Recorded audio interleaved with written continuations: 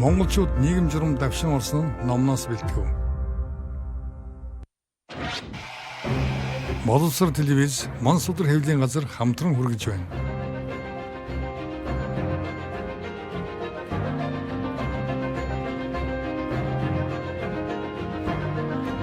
Хоёрдугаар зуун бол Монголын түүхэнд олон томоохон үйл явдал өрнөсөн зуун.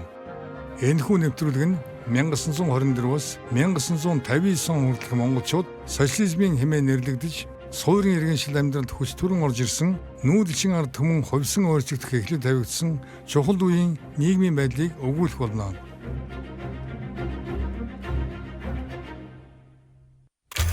Нийгэм журам тогтоох үеийн Монголын эдийн засаг. Зүүнтний бодлогын алдаа завхарлыг арилгах зорилгоор авч хэрэгжүүлсэн арга хэмжээнүүдийн нэг нь дэд бүтцийн салбарт хийсэн өөрчлөлтүүд юм. Дотоодын тээврийн салбарыг хөгжүүлж ард түмнийхэн үндсэн хэрэгцээг хангах шаардлагатай байсан тул зөвлөлт холбоот улстай хамтран нэлээд олон ажил хэрэгжүүлсэн байна.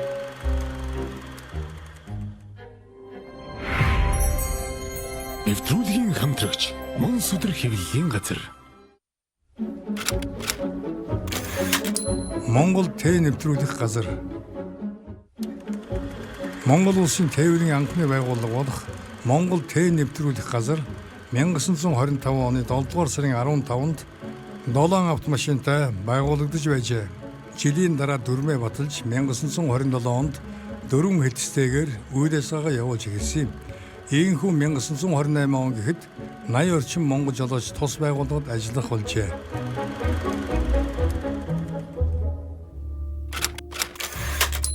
Монгол Транс 1929 оны 6 дугаар сарын 27-нд зөвлөлт холбоот улс ба бүгд найрамд Монгол ард улсын харилцааны зарчмын тухай хэлцээрээр хувь нийлүүлсэн тээврийн газрыг түр хугацаагаар байгуулахаар тогтжээ. Энэхүү хэлцээрийн дагуу 1929 оны 11-р сарын 1-нд Монгол Транс хэмээх байгууллагыг байгуулсан юм. Уг байгууллага нь авто ба усан замын тээврийг хөгжүүлэх, мөн зам гүүр засах, шинээр барих, үндэсний боловсон хүчнийг бэлтгэх зорилт тавин ажиллаж байв. Энэхүү зорилтын хүрээнд 1929-өөс 1932 онд Орхон, Хэрлэн, Тамирголд үүр барьж, Улаанбаатар Алтан булгын чиглэлд засмал зам тавьж, Чойволсон ховд аймагуудад автобус байгуулж байжээ. 1938 онд Улаанбаатар Налайхын нарийн төмөр замыг ашиглалтанд оруулсан юм. Ингэснээр нүүрс тээвэрлэж байсан 10 автомашиныг чөлөөлжээ.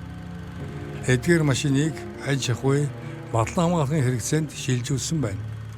1954 онд Улаанбаатар хотод автобус, такси бааз, аймагуудад нийтийн тээврийн автобусууд байгуулагдсан юм. 1955 онд Улаанбаатар замын үүдийн төмөр зам ашиглалтанд оржээ.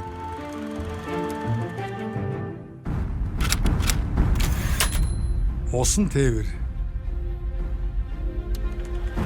1931 онд зөвлөлт холбоот улсын эрхүүгийн усан замын газар Монгол улсын 10 жилийн ой нэртэй 100 тонны даацтай 100 морины хүчтэй дизель хөдөлгөөртэй хөлөг онгоц ашиглалтанд оруулжээ.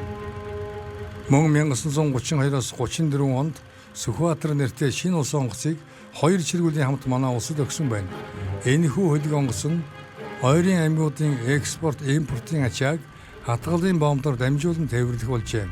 Ийхүү 1936 онд зөвлөлт холбоот улс Сэлэн орхны усан замын хөдлөх бүрэлдэхүүнийг барилга байгууламжийн хамт хүлээлгэн өгснөөр усан тээврийн салбар хөгжиж эхлэв.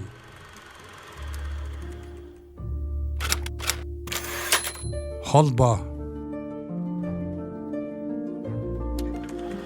1933 оноос Монголын харилцаа холбооны хөгжилд ихээхэн дэвшил гарсан юм. 1933-аас 1939 онд телефон харилцааны шугамыг 9000 гаруй километрээр уртасгажээ. Мөн энэ үед Улаанбаатар ховдыг холбосон телефон шугамтай болж Улаанбаатарт анхны автомат телефон станц байгуулагдав. Дайны жилүүдэд 100 мод, мөрөн, Мандалговь, Налайх, Баян хонгор, Хатгал, Ханх, Сүхбаатар, Алтай, Өлгийд шинэ телефон станц ашиглалтанд орсон байна. Ингэснээр Улаанбаатар хот бүх аймгийн төвөдтэй телеграфийн холбоогоор харилцах болжээ.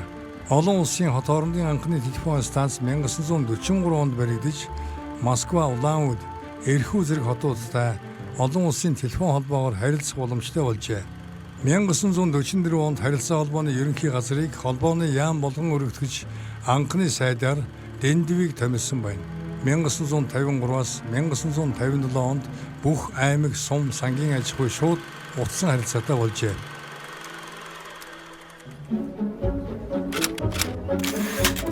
Дэлхийн 2 дугаар дайны үеийн Монголын эдийн засаг. Дэлхийн 2 дугаар дайны жилүүдэд дотоодын худалдаа өсөж, жижиглэн худалдаасан бараа 300 сая төгрөгт хүрчээ. Хүнсний болон өргөн хэрэгцээний бараа таварын ихэнхийг зөв толгойд улс социалист орнуудаас авч жижиглэн худалдаалах үнийг хямдруулж байсан нь улсын өр төлбөрийн ихэнх хувийг эзлэх болжээ. 1942 оноос Сэлэнг, Төв, Завхан зэрэг аймагуудад тариалан эрхлэх болжээ. Гэсэн ч хүнсний ногоог хятад иргэд тариалж байв. 1943 оноос улс оршуулгын байгууллагуудад 1 сараас дээш хугацаагаар ажиллаж байгаа орон тооны ажилтан албан хаагчдыг 3 зэрэг болгон сар бүр хүнсний зүйлийг нормоор олгож эхэлсэн байна. Монголыг сонирхсон Америк, Герман, Английн харьяат нар. Зүүнтнүүд төрийн эрхэнд гарснаар Оросын нөлөө тогтож өрнөдийн хэд хэдэн орны компаниудыг Монголоос хөөн гаргасан юм. Монголын эрх баригчид ямар улстай хэрхэн харилцаа тогтоох вэ гэдгээ 1923 онд баталсан эдийн засгийн үндсэн бодлого хэмээх баримт бичих тодорхойлсноо 1928 он хүртэл хэрэгжүүлэхийг хичээж байв. 1927 оны 7 дугаар сард Улаанбаатарт нээгдсэн ярмаг худалдаанд 150 мянган төгрөгийн түүхий эд борлуулсны ихэнхийг Америк, Английн худалдаачид эзэлж байв. Тэдгээр худалдаачид Монгол ардын харилцан туслалцах хоршоотой хамтран ажиллаж, ангийн үс түүхий эдийг тус хоршоогоор дамжуулан авч экспортлож байв. Мөн Английн Вилсоны пүүс Монгол ардын харилцан туслалцах хоршоонд нэг бус удаа мөнгө зээлдүүлж байжээ.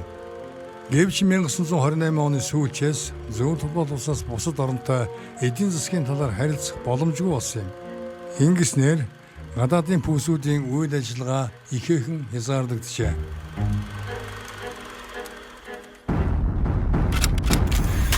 Америкийн харьяатууд Монголд уул уурхай нээхийг оролдсон нь.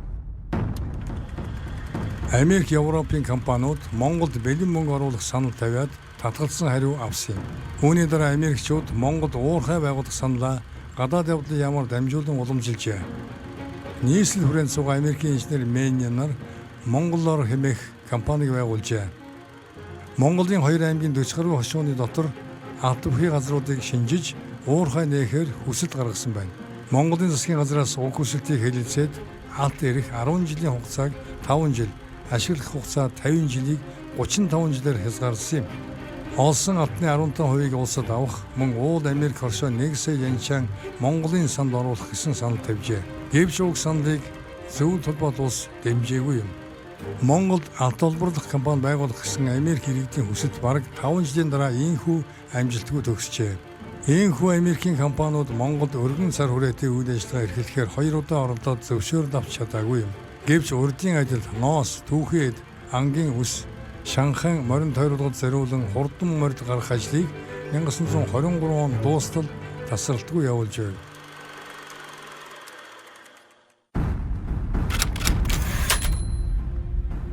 Германы компаниуд Монголд Германы хэд хэдэн компани 1921 оноос өмнө нэвтэрч томоохон хэмжээний худалдаа эрхэлж байсан юм. 1921 оны хувьсгалаас хойш хэдэн жил ажиллахдаа нэгэд хэмжээний бараа бүтээгдэхүүн импортлж, адуу түүхий экспортлж байв. Манай улс Германаас хэд хэдэн инженер сургагч урьж ирүүлж байжээ. Германы пүүсүүд Монголд байх хугацаанд хятадаар дамжуулан импортлсон бараагаа борлуулахаас гадна өрнөдөөс авчирсан бараа бүтээгдэхүүнийхээ заримыг Монгол ардын харилцан туслах хоршоонд бөөнөр шилжүүлж байв. Мөн нэг бус удаа нэлээд хэмжээний барааг тус хоршоонд зээлээр өгч байжээ. Манай улсад 1926-аас 1929 оны хооронд Германы пүүс үйл ажиллагаагаа үргэлжлүүлсээр байсан юм.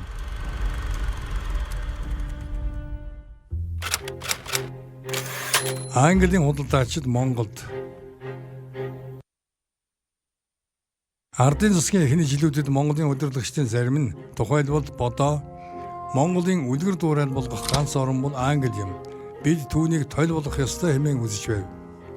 Английн компаниуд 19-р зууны сүүл үеэс Монголд суурьшиж эхэлсэн юм. 1921-аас 1928 онуудад Малд түүхий эд ангийн ус экспортлж хятад ба өрөндийн бараа бүтээгдэхүүн импортлж байв.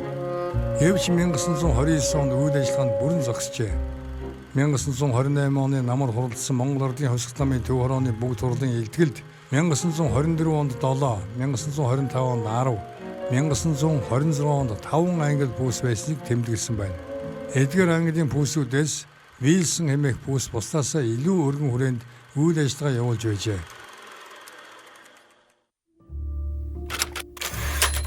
Улаанбаатар хот 1911-ээс 1924 он хүртэл одоогийн Улаанбаатар хотыг нийслэл хүрээ гэж нэрлэж байв. 1924 онд хуралдсан улсын анх дугаар их хурлаас Улаанбаатар болгон өөрчилж үндсэн хуулиар бүгд найрамдах Монгол Ард улсын нийслэл хот хэмээн баталгаажуулсан байна. Нүүдэлчин ахуй амьдралтай дэд бүтэц хөгжөөгүй Бурхны шашны сүм хийдээс өөр барилга байгууламжгүй Монгол оронд Улаанбаатар хот байгуулагдсанаар бүтээн байгуулалтын ажил эхэлжээ. Улаанбаатар хотыг байгуулахад Зөвлөлт холбоот улсын тусламж чухал үүрэг гүйцэтгсэн юм.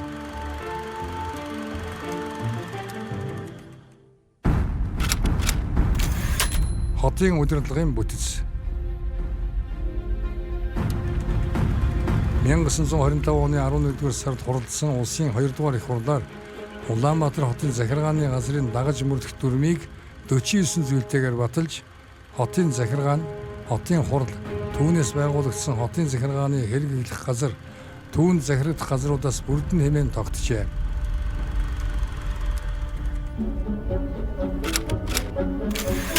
Улаанбаатар хотын хүн ам.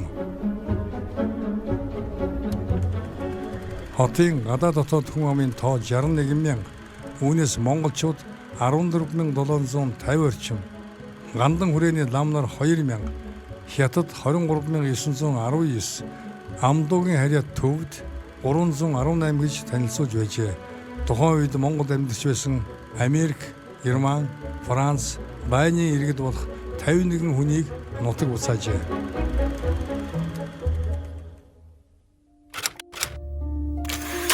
Аж үйлдвэр жилд, барилга жилд. Монгол Ардын хосгт намын 3-р их хурлын шийдвэрээр 1926 онд Монголын хувь нийлүүлсэн барилгын хоршоог байгуулан бүтээн байгуулалтын ажлыг эхлүүлсэн байна. 1930-ад оноос тус хоршоо зөвлөлтийн барилгын инженер техникийн ажилчтай хамтран Пром Монгол Строй хэмээх нийгмийг байгуулжээ.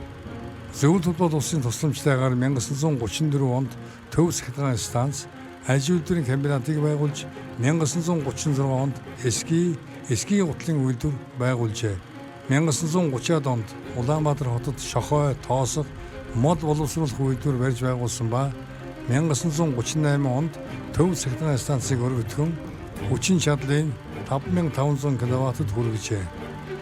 1935 онд сайд нарын зөвлөлөөс Улаанбаатар хотыг наривчилсан төлөвлөгөө зураг төслийн дагуу хөгжүүлэх шийдвэр гарч Зөвлөлт холбоот улсын инженер Василий нарын боловсруулсан төлөвлөгөөг баримтлан бүтээн байгуулалт хийх болсон байна. Улмаар барилгын анхны бие даасан байгууллага барилгын Трест 1937 онд байгуулагдаж байжээ. 1940 онд Монгол банк Улаанбаатар хотын намын хороо захиргаа төв шуудан 1-р эмнэлгийг барьж ашиглалтанд оруулжээ. 1946-аас 1950 онд хотын төв хэсгийн өнөөгийн төрх байдал үндсэндээ бүрэлдэн тогтсон юм. 1950-ад онд төрөл бүрийн хүнд хөнгөн үйлдвэрээс гадна дуурийн театр, улсын төв музей зэрэг соёл урлаг, үйлчилгээний байгууллагууд, хүүхдийн, халдвартын, сүрьягийн зэрэг төрөлдсөн эмнэлгүүд, бүх шатны сургуулиуд байгуулагдав. Түүнчлэн орон сууцны хорооллууд баригдаж эхлэв. 1954 онд Улаанбаатар хотын хөгжлийн анх дугаар ерөнхий төлөвлөгөөг боловсруулсан ба төлөвлөгөөний хэрэгжих хугацааг 20 жилээр тоосон хотыг зохион байгуулалтаар хөгжүүлэх боломжийг бүрдүүлсэн байна.